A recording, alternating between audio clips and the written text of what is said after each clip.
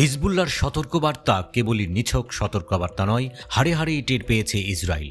দক্ষিণ লেবাননের সীমান্ত এলাকায় ইসরায়েলি বাসিন্দারা গভীর আতঙ্কের মাঝে রাত কাটিয়েছে, কারণ ইসরায়েল হিজবুল্লাহ সংঘাত শুরু হওয়ার পর থেকে সবচেয়ে বড় হামলা চালিয়েছে হিজবুল্লাহ।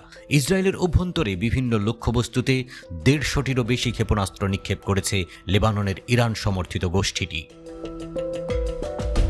সম্প্রতি চলমান গাজা যুদ্ধে ইসরায়েলকে সতর্ক করে বার্তা দিয়েছে লেবানিজ সংগঠন হিজবুল্লাহ।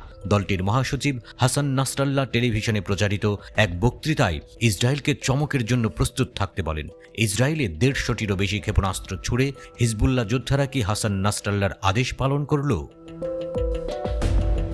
26 মে ভারতীয় সংবাদ মাধ্যম এনডিটিভির প্রতিবেদনে বলা হয়েছে, ইসরায়েলকে লক্ষ্য করে হিজবুল্লাহ হামলার প্রস্তুতি নিচ্ছে বলে ধারণা করা হচ্ছে।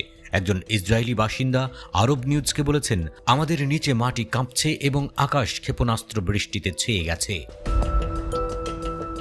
দিনের শুরুতে ইসরায়েলি ড্রোন হামলার পরপরই হিজবুল্লাহর এই ভয়াবহ ক্ষেপণাস্ত্র হামলা চালায়। আরব নিউজের প্রতিবেদনে বলা হয়েছে যে হামলায় গোষ্ঠীটি অন্তত 8 জন সদস্য এবং বেসামরিক লোক নিহত হয়।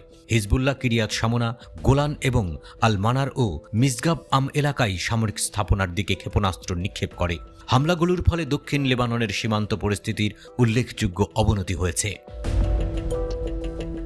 ইসরায়েলি অবৈধ বসতি স্থাপনকারীদের মতে এটা একটা অভূতপূর্ব ক্ষেপণাস্ত্র হামলা। মাথার উপরে ক্ষেপণাস্ত্রের শব্দে এলাকাটা কাঁপছে। শহরগুলির উপরে আয়রন ডোমের বিস্ফোরণ দেখতে পান তারা। এর আগে রোববার নাকুরা এবং আইতা আল শাবে দুটি মারাত্মক হামলার পর ইসরায়েলি সেনাবাহিনী হুলা শহরে একটি সামরিক ড্রোন থেকে ক্ষেপণাস্ত্র দিয়ে একটি মোটরসাইকেলে আঘাত করে। এতে হিজবুল্লাহর 3 সদস্য নিহত হয়। বিনতে জাবিল জেলার ইয়ারন শহরে 2টি ক্ষেপণাস্ত্র দিয়ে হামলায় আরও 2 হিজবুল্লাহ সদস্য নিহত হয়।